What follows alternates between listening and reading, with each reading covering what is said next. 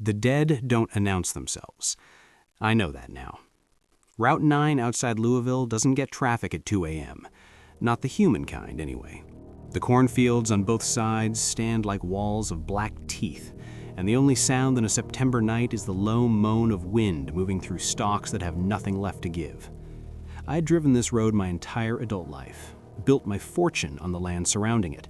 Wyman Agricultural, grain processing, soil contracts, 12 states, 400 employees. I understood this land the way a surgeon understands a body. I thought I knew what it was capable of. My headlights swept the road and something inside my chest stopped. Not slowed, stopped. A baby girl stood in the center of the highway, barefoot on the asphalt. No tears, no trembling, no reaching arms searching for someone, just two small dark eyes, locked directly onto my headlights. Waiting, like she knew I was coming. This is the kind of story most people scroll past, but you didn't. Something made you stay. Hold that feeling. It matters before this is over. My name is Peter Wyman, and I am not a man who frightens easily. I built Wyman Agricultural from a single failing soybean farm in Hardin County that my father left me with nothing but debt and a rusted John Deere tractor that coughed more than it ran. I was 23. I had $47 in a checking account and a hunger that had nothing to do with food. 22 years later, Wyman Agricultural processes more grain tonnage annually than any privately held operation east of the Mississippi. I negotiated contracts in rooms where men twice my age tried to dismantle me with handshakes and fine print. I buried my father. I buried my marriage. I once sat across a table from 3 federal regulators trying to seize my Shelby County facility and didn't blink once. I do not rattle. But my hands were shaking on that steering wheel because that child, that tiny, barefoot, silent child, had not moved a single inch. She was just standing there, watching me, and something ancient inside my chest was screaming at me to drive. I put the truck in park. God help me, I put it in park. My phone showed no signal, not one bar, just that hollow, empty icon that meant I was completely alone out here with whatever this was. I stepped out slowly, gravel crunching beneath my boots like broken teeth, the September air hitting my face with a cold that felt wrong for the season. Too sharp, too deliberate. She was maybe 18 months old. Pale white dress. No, not white. Ivory. The kind of color that belongs on something ceremonial, something final. Her hair was dark and perfectly still despite the wind moving everything around her. The cornfield behind her was bending and whispering. She was not. "Hey, sweetheart," I said. My voice came out smaller than I intended. She didn't startle, didn't turn her head. She was already looking at me, had been looking at me before I spoke. I took one step closer and my headlights flickered, both of them, simultaneously. Then behind me, my truck engine died. I need to ask you something before this goes further. Have you ever encountered something on a dark road that your mind couldn't explain? Something that made every instinct you had scream, "Turn around"? Drop your story below. You are not alone in this. Silence has a texture when it's wrong. It presses against your eardrums like water at the bottom of something deep.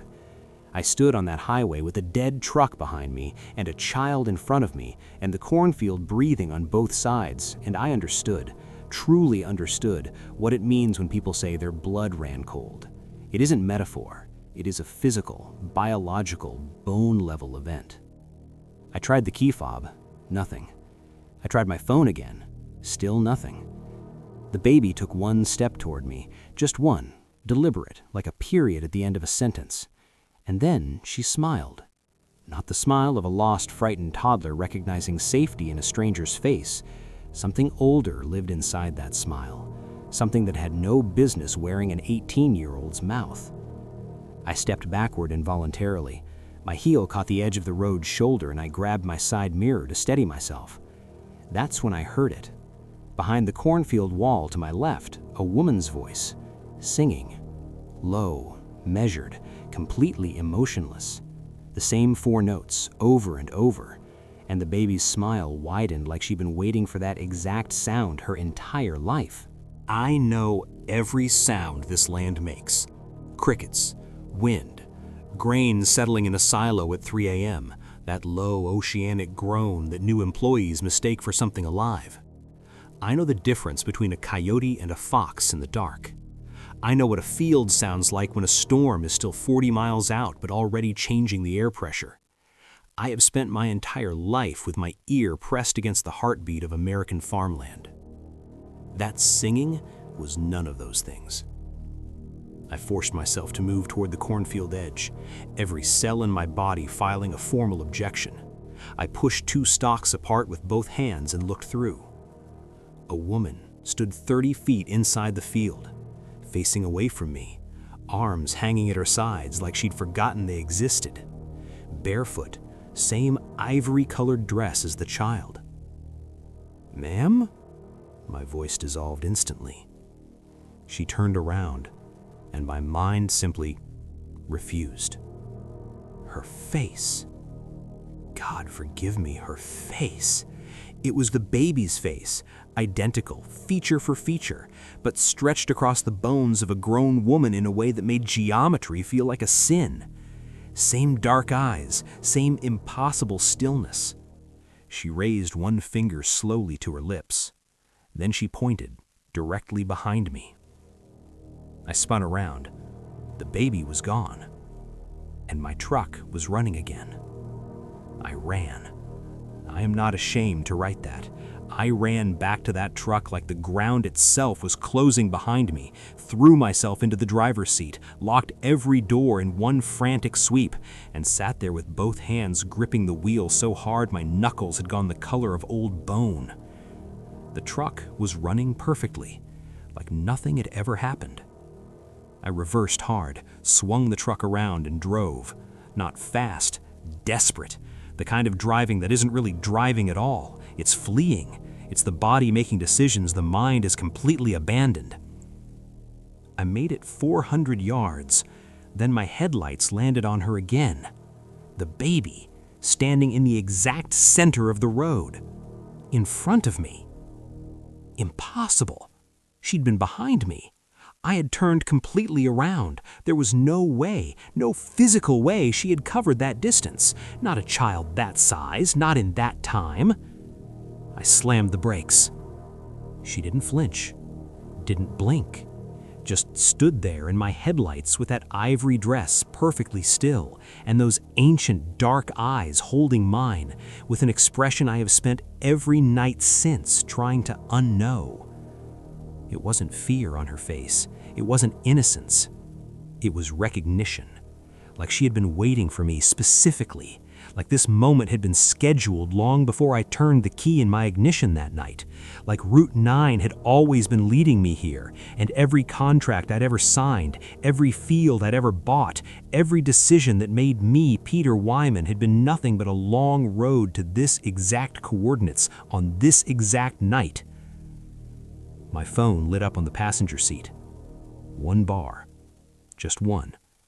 I grabbed it with shaking hands and called the only person I trusted at 2 a.m.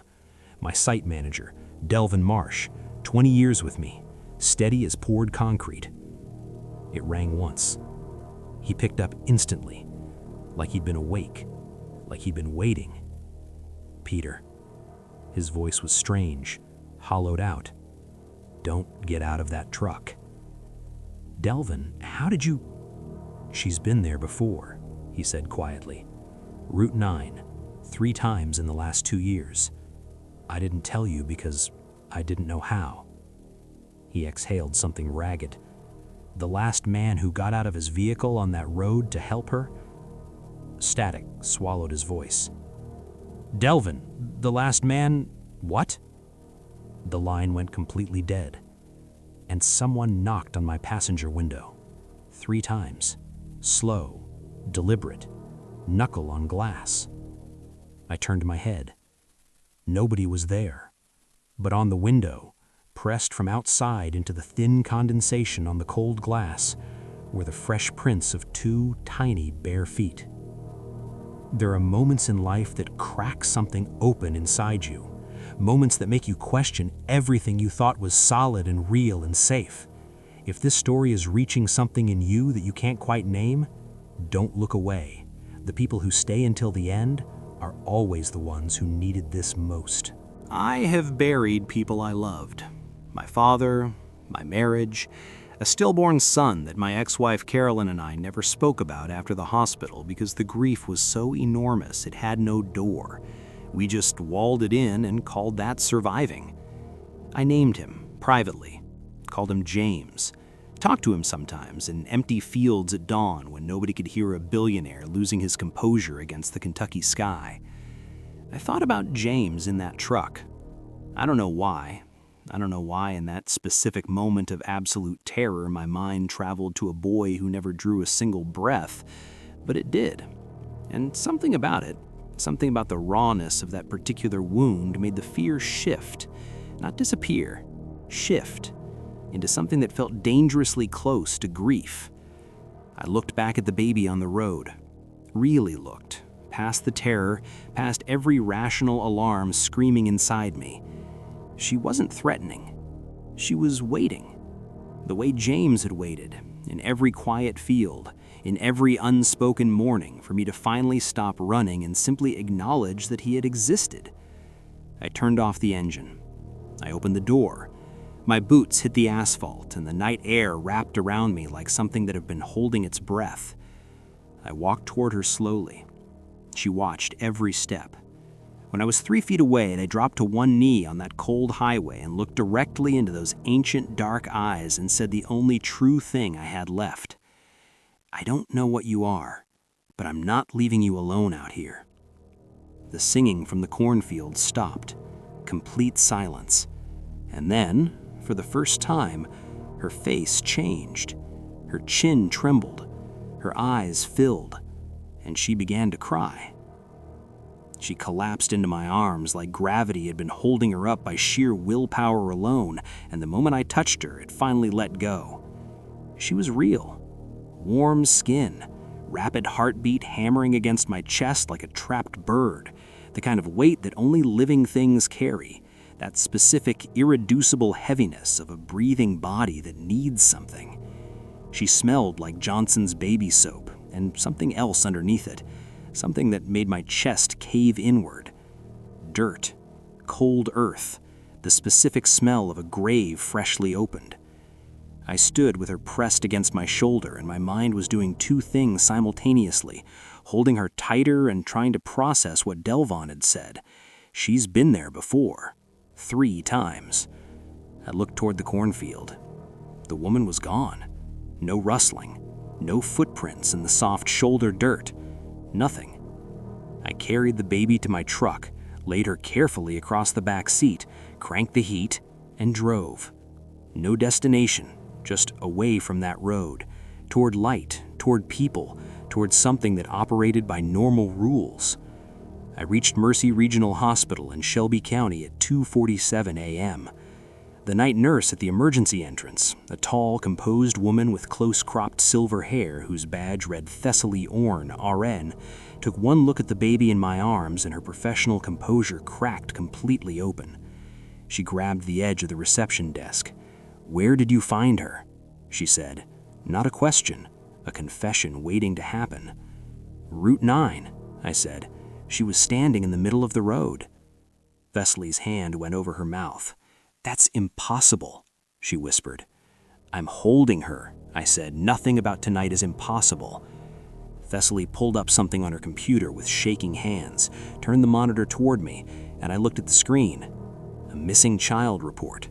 Photograph, name, date reported missing. The child in the photograph was unmistakably the baby in my arms. Same dark eyes, same face, same impossible stillness even captured in a photograph. The date she was reported missing was not recent. It was 14 months ago. But that wasn't what broke me. What broke me was the second line, under case status, in cold institutional font that had no business delivering news this size. Deceased, body recovered, confirmed, August 14th. 8 months ago. I looked down at the baby sleeping against my chest. Breathing, warm, alive, and wearing around her tiny left wrist, so thin I hadn't noticed it until this exact moment under these fluorescent lights, a hospital bracelet. I lifted it carefully with one finger, read the name printed on it, and the floor of everything I understood about this world gave way completely beneath me. The name on the bracelet was James Wyman, my son, the boy who never breathed, the boy I named in secret in empty fields at dawn, the boy nobody on this earth knew I called James. Nobody. Thessaly called the police at 3 a.m. 2 officers arrived, a broad-shouldered veteran named Corwin Haste and a younger man who never once stopped writing in his notepad. They asked me every question a logical world requires when a man walks into an emergency room at 3 a.m. carrying a dead child who is somehow breathing.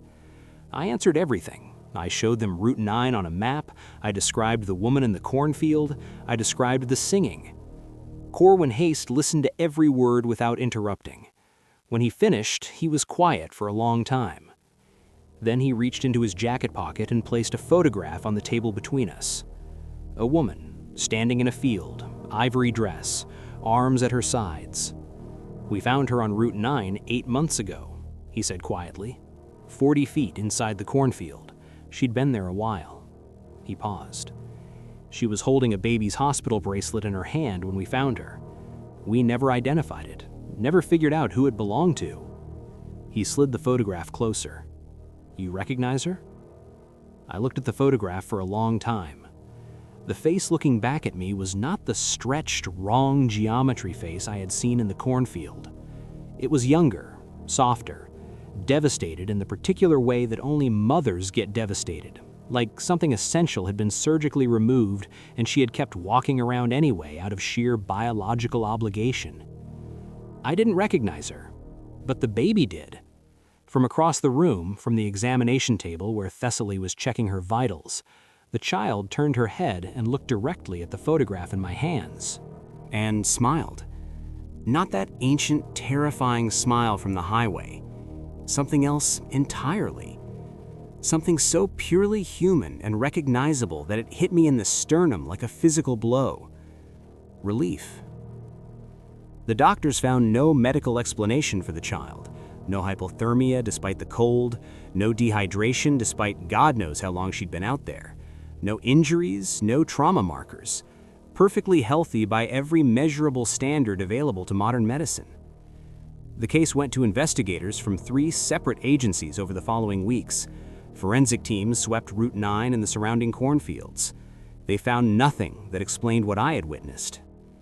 The missing child report was eventually traced to a young woman from Bardstown named Everly Cross, 26 years old, unmarried, who had lost her infant daughter in a car accident on Route 9 14 months prior and disappeared from her apartment 8 months ago, leaving nothing behind except an open window and a single baby shoe on the sill.